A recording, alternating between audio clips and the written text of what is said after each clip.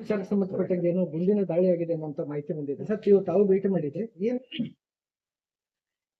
ಧಾರವಾಡ ನಗರದ ಹೊರವಲಯದಲ್ಲಿ ಇರುವಂತಹ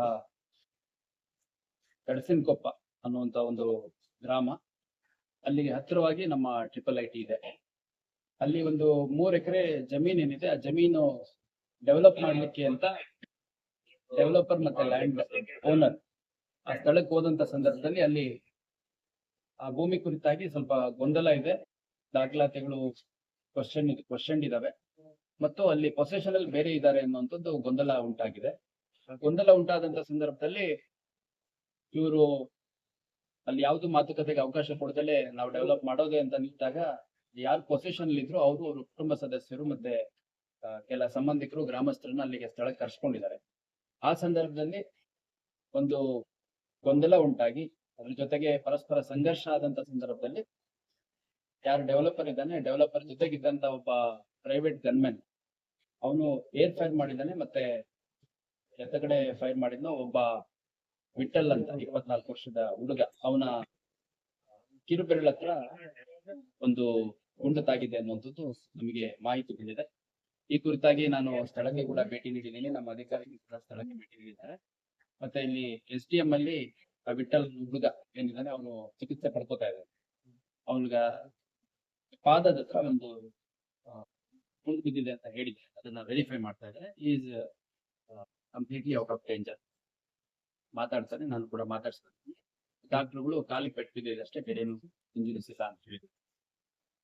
ಅದ್ರ ಜೊತೆಗೆ ಈ ಘಟನೆ ಯಾರು ಕಾರಣ ಆಗಿದ್ದ ಆ ಪ್ರೈವೇಟ್ ಬಾಡಿ ಗಾರ್ಡ್ ಅವನನ್ನ ವಶಕ್ಕೆ ತಗೊಂಡಿದೀವಿ, ಅವನ ವೆಪನ್ ಕೂಡ ವಶಕ್ಕೆ ತಗೊಂಡಿದೀವಿ. ಅದ್ರ ಜೊತೆಗೆ ಒಟ್ಟು ಆ ಸ್ಥಳದಲ್ಲಿ ಇದ್ದಂತ 4-5 ಜನರನ್ನ ವಶಕ್ಕೆ ತಗೊಂಡಿದೀವಿ.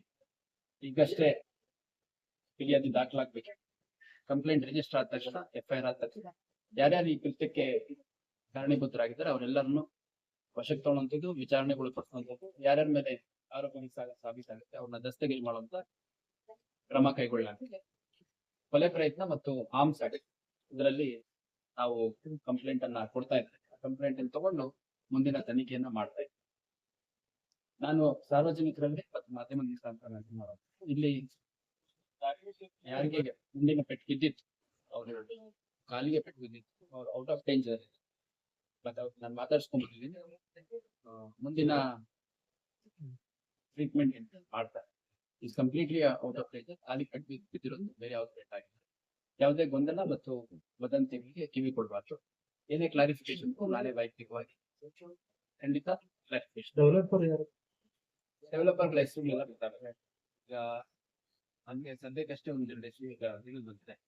ಇವನ್ ಅಲ್ಲಿ ಯಾರು ಪೊಸಿಷನ್ ಇದ್ರು ಅವ್ರು ರೈತ, ಹಂಗಾಗಿ ಅವ್ರಿಗೆ ಹೆಚ್ಚು ಮಾಹಿತಿ ಇಲ್ಲ. ಹೋದಂತ ಸಂದರ್ಭದಲ್ಲಿ ಈ ಡೆವಲಪರ್ ಜಮೀನು ಖರೀದಿ ಮಾಡಿದ್ರೆ ಇದೆಲ್ಲ ಇನ್ನೂ ಪತ್ತೆ ಮಾಡ್ತಾರೆ.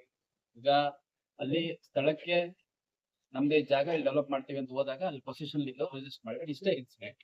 ಅದಾದ್ಮೇಲೆ ಅಲ್ಲಿ ಗೊಂದಲ ಆದಾಗ ಡೆವಲಪರ್ ಜೊತೆ ಹೋಗಿದ್ದಂತಹ ಪ್ರೈವೇಟ್ ಗನ್ಮ್ಯಾನ್ ಅವನು ಬಾಡಿ ಗಾರ್ಡ್ ಅವನು ಏರ್ ಫೈರ್ ಮಾಡಿದ್ದಾನೆ. ಮತ್ತೆ ಒಂದು ಗುಂಡು ವಿಠಲ್ ಅನ್ನೋ ಒಂದು ಹುಡುಗನಿಗೆ ಇಷ್ಟು ನಮಗೆ ಸದ್ಯಕ್ಕೆ ಇರುವಂತ ಮಾಹಿತಿ.